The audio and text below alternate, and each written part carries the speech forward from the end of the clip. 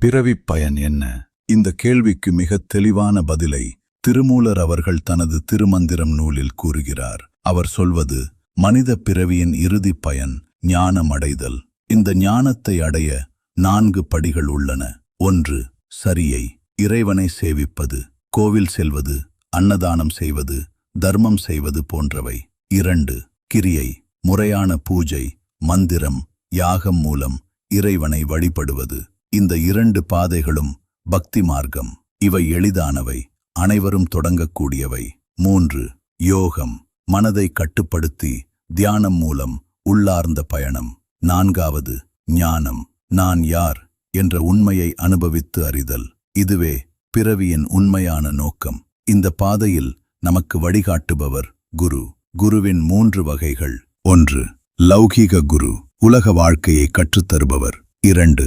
பக்தி குரு, சரியை, கிரியை வழிகளை கற்றுத்தருபவர். 3.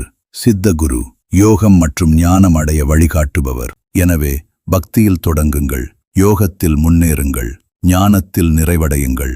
இதுவே மனித பிறவியின் பயணம்.